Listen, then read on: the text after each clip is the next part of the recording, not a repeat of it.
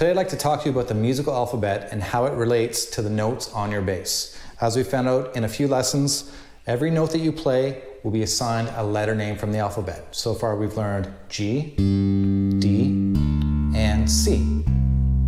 Now luckily for us, the musical alphabet is not as long as the regular alphabet. An easy way to remember the musical alphabet is try to sing the alphabet song, but only sing the first line. A, B, C, D, E, F, G. A, B, C, D, E, F, G. What happens when you get to G, it starts again at A and just loops. A, B, C, D, E, F, G, A, B, C, D, E, F, G, A, B, C, D, E, F, G, over and over and over again. Now, one thing that will kind of make you stumble in the beginning is thinking about the alphabet backwards. Because I'm sure, well, you can all try it now. Try to say it as fast as you can. A, B, C, D, E, F, G. It's pretty easy, you've heard it a million times. But going the opposite, G, F, E, D, C, B, A, or G, F, E, D, C, B, A, is a lot trickier because you're not used to it. And what will happen when you start playing and you're thinking about the notes that you play, which is the goal, we want to know what we're doing, not just, I mean, you can play as much as you want, but it's nice to know what you're playing and why you're playing it. When you start playing, for example, backwards or descending through the alphabet, you'll have a bit of a hitch mentally because you're not used to thinking of the alphabet going backwards. Okay, so we're going to use string number 3 as our example string of how to find all of the notes on your bass. So in between every note, A and B, there are 2 frets. So I'm going to ask you guys to do some simple math. A is fret 0 on string 3. This is the A string. When you play this string open, the note is called A. Now the note B is 2 frets higher than this one. A is fret 0, B is 2 frets higher. So what is 0 plus 2? Think about that for a second. Some people get kind of freaked out by this and think it's a really difficult question because they're convinced that music is very, very difficult to understand. But just, it's a normal math question. What is 0 plus 2? It's 2, which means that B is on fret number 2. So that's our process. We're going to go through the whole musical alphabet and try to get all the way up the neck of our bass. There is one wrinkle when it comes to this though, and that is there are 2 sets of notes that there is only 1 fret in between.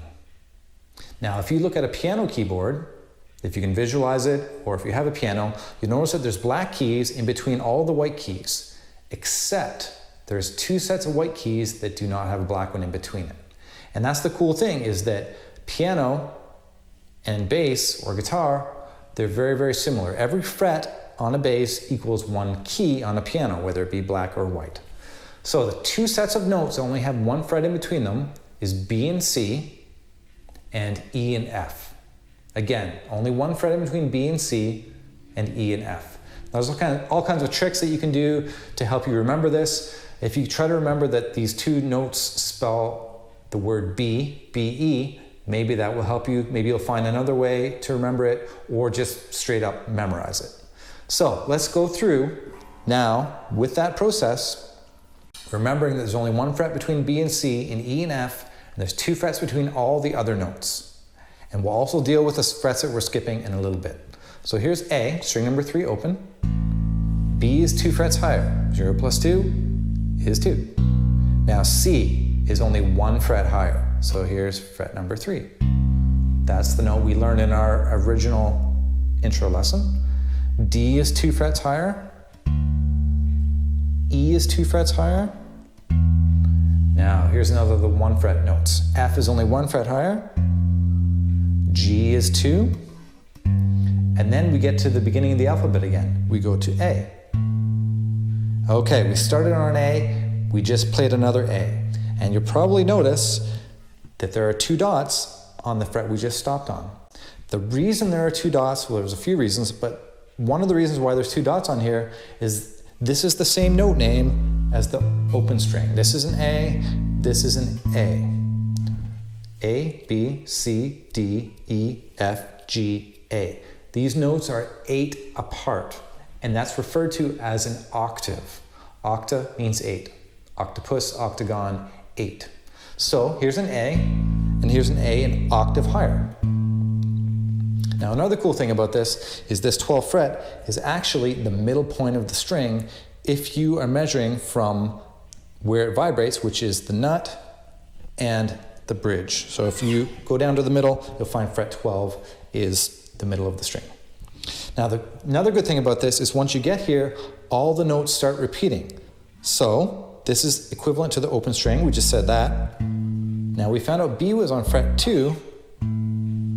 If we go 2 more frets up, we have B again, 1 more fret to C. There's a dot there. There was also a dot on this lower C. And that's really good news because once you get familiar with this part of the neck and you get used to transitioning that to the higher part, you don't have to learn all the names of the notes up here because you already know them from being down here.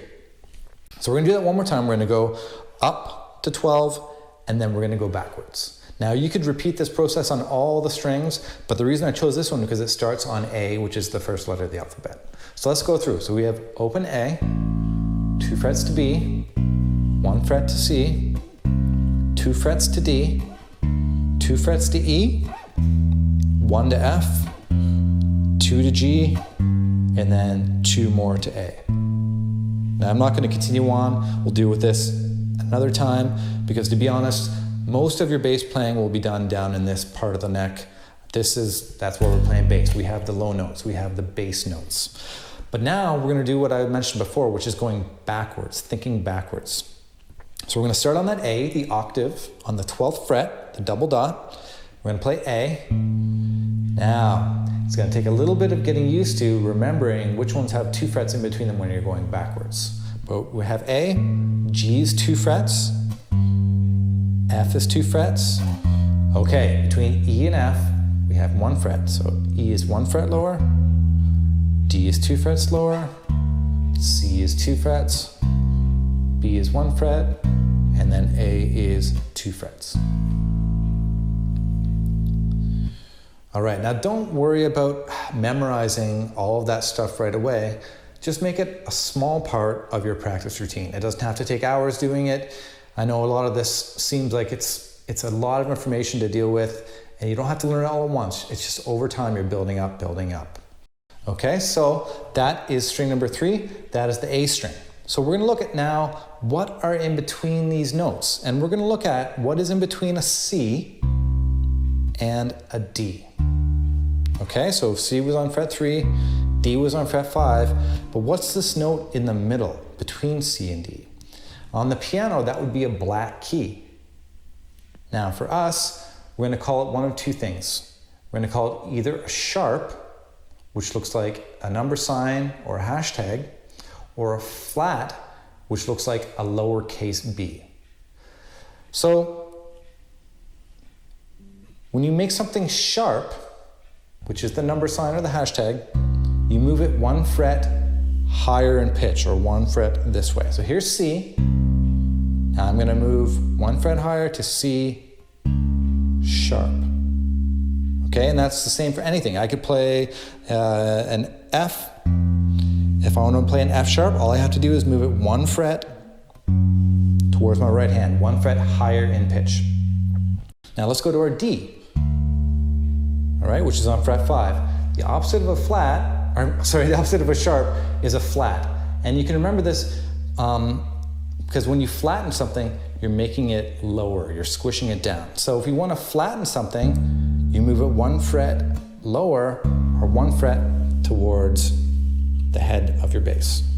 Okay, so let's check that out again. So we have C, 1 fret higher is C sharp. We have D, 1 fret lower is D flat. Now you might be wondering, well, how is that possible? How can this fret be 2 different notes? How can it be C sharp and D flat? And in the same song, 99 out of 100 times, you'll only call it one of those 2 things. And that depends what key you're in. We'll deal with that another time. All we need to know right now is how to find these notes. So if you go and you're trying to learn a song and one of the notes is C sharp, you have no idea where that is because we haven't played it. We've only played G, D, and C. Now you can figure out, oh, well, C sharp, that's easy. All I have to do is just move it 1 fret higher and I get C sharp. So C sharp and D flat, those are called enharmonic equivalents. They're the same pitch with 2 different note names. So again, you don't have to memorize this stuff.